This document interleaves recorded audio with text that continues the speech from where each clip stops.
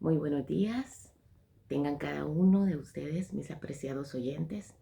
Hoy 25 de marzo estamos listos para dar la lectura de la devoción matutina que lleva esperanza a cada uno de nosotros. Agradezco a cada uno por la oportunidad que me dan de llegar hasta su intimidad. Vamos a leer en el libro de Romanos capítulo 14, versículo 19. Dice las Sagradas Escrituras: procuremos lo que contribuye a la paz y a la mutua edificación. Una luz por la ventana. Pablo coloca a los creyentes que tienen más experiencia en la fe y por lo tanto son más fuertes, en un nivel mayor de responsabilidad respecto a los neófitos o débiles en la fe. Los creyentes no deben despreciar ni condenarse unos a otros. No deben ser jueces de los demás ni inducirlos al error. Tienen que ayudarlos a madurar y crecer, aun cuando no puede eludirse ni reemplazarse la responsabilidad individual. Cada uno debe tener su propia convicción a la luz de la palabra de Dios.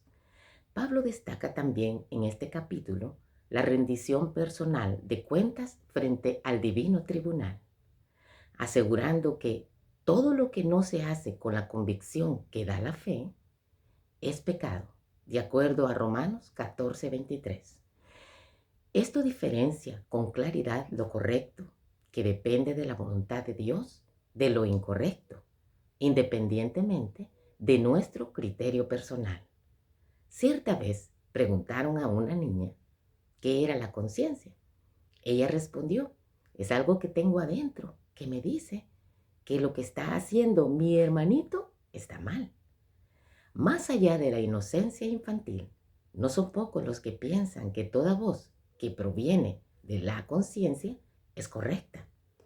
En realidad, la conciencia debe ser entrenada. No puede cada uno ser su propio modelo ni parámetro de lo correcto. Si cada individuo define la cantidad de centímetros que hay en un metro, ¿cuántos metros tendríamos? Es necesario someter la conciencia a la voluntad perfecta de Dios para que Él sea la referencia infalible. El escritor y profesor de teología Warren decía que la conciencia se la puede comparar con una ventana que permite que entre luz del conocimiento y la verdad de Dios. Si persistimos en nuestra idea personal, la ventana se ensucia y la luz ya no entra más, de acuerdo a primera de Timoteo 1:3. Nos dice las Sagradas Escrituras: con hipocresía hablarán mentira, teniendo cauterizada la conciencia. Pablo dice a Tito que la conciencia puede corromperse, y a Timoteo que puede cauterizarse, a los hebreos que podemos tener una mala conciencia. Veamos qué dice Tito, capítulo 1, versículo 15. Dice: todas las cosas son limpias para los limpios. En cambio, para los corrompidos e incrédulos, nada es limpio. Antes, su mente y su conciencia están contaminadas. Ahora veamos que Pablo escribe a los hebreos en el capítulo 10, versículo 22. Acerquémonos con corazón sincero, con plena certeza de la fe, purificado el corazón de mala conciencia y lavado el cuerpo con agua limpia. La conciencia depende del conocimiento y de la luz que entra por la ventana.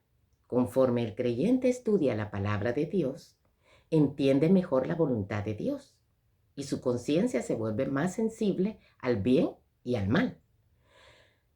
El hombre famoso Lutero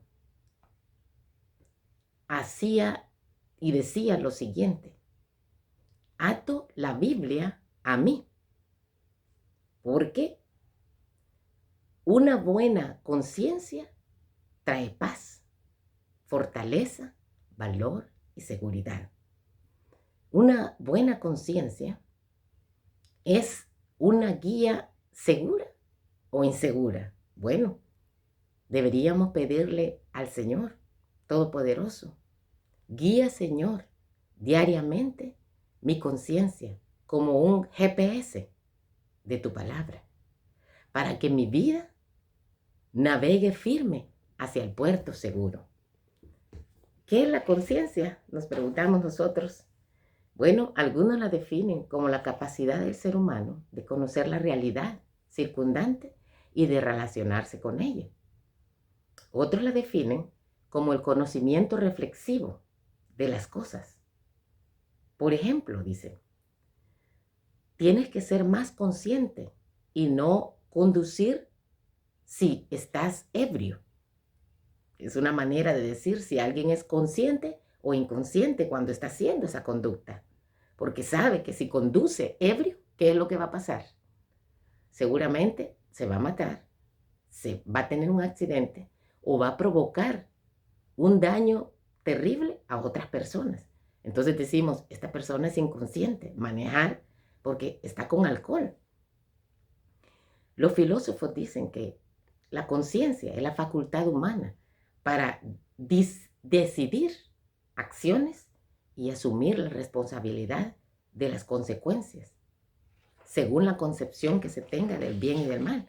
Pero cuando nosotros empezamos a escuchar definiciones de lo que es conciencia, podemos también equivocarnos, porque si depende de lo que nosotros miramos, de lo que escuchamos, de lo que sentimos, de lo que gustamos, también la conciencia se va fortaleciendo o se va debilitando en el ser humano.